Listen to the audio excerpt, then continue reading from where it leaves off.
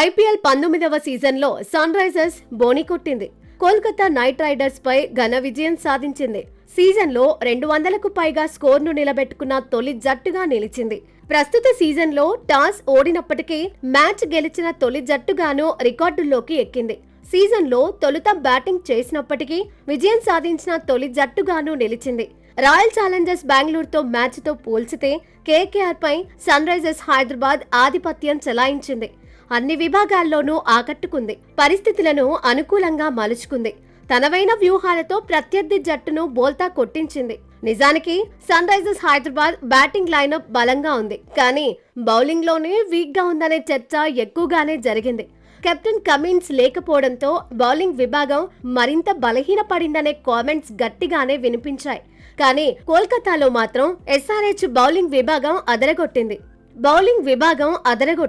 ఓ రకంగా చెప్పాలి అంటే బౌలింగ్ లో వైవిధ్యమే బలమైంది. బ్యాటింగ్ కు అనుకూలించిన పిచ్ మీద సన్ రైజర్స్ హైదరాబాద్ బౌలర్లు విశ్వరూపమే చూపించారు. టీమ్ మేనేజ్మెంట్ తీసుకున్న నిర్ణయాలు ఎస్ఆర్హెచ్ కు అడ్వాంటేజ్ అయ్యాయి. 16 ఓవర్లలోనే కేకేఆర్ ను ఆల్అౌట్ అయ్యేలా చేశాయి.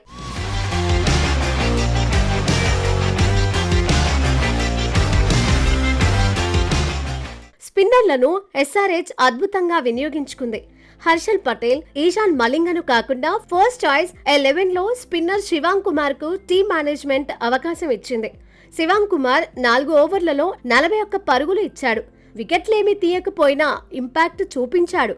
KKR star spinner Sunil Narayan కంటే 2 పరుగులు మాత్రమే శివాంగ్ కుమార్ ఎక్కువిచ్చాడు. వరుణ్ చక్రవర్తి కంటే బెస్ట్ ఎకనామీ రేటును నమోదు చేశాడు. వరుణ్ చక్రవర్తి 2 ఓవర్లలోనే 31 పరుగులను సమర్పించుకున్నాడు. తన రోల్ కు శివాంగ్ కుమార్ న్యాయం చేశాడు. సాధారణంగా పేసర్లను ఫిన్ అలెన్, అజింక్య రహానే సమర్థంగా ఎదుర్కొంటారు. డేవిడ్ పైన్ వేసిన తొలి ఓవర్లో ఫిన్ అలెన్ ఏకంగా 24 పరుగులు పిండేసుకున్నాడు. దీంతో హర్ష్ దూబేను ఈశాన్ కిషన్ బరిలో దింపాడు. ఆర్సీబీతో మ్యాచ్ లో 6వ ఓవర్కు దూబే బౌలింగ్ చేయలేదు. ఈసారి మాత్రం 2వ ఓవరే వేశాడు. ఆ తర్వాత అభిషేక్ తో ఈశాన్ బౌలింగ్ చేయించాడు. 2 సిక్స్లు ఇచ్చినా ఎస్ఆర్హెచ్ టెన్షన్ పడలేదు. హర్షల్ పటేల్ ను బెంచ్కే పరిమితం చేస్తూ ఈశాన్ మలింగను బరిలో దింపింది.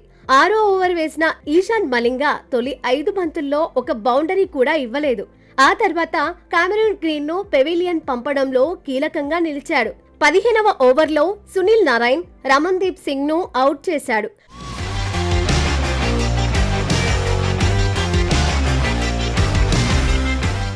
కోల్కతాలో జయదేవ్ ఉనాద్కర్ తన మార్కు చూపించాడు. స్లో బంతులతో రహానేను కట్టడి చేశాడు. కేకేఆర్ టైలెండర్ల పని కూడా పట్టాడు. 3 వికెట్లు తీశాడు. తొలి ఓవర్లలో భారీగా పరుగులు ఇచ్చినప్పటికీ తన 2వ ఓవర్లో డేవిడ్ పైన్ ఓకే అనిపించుకున్నాడు.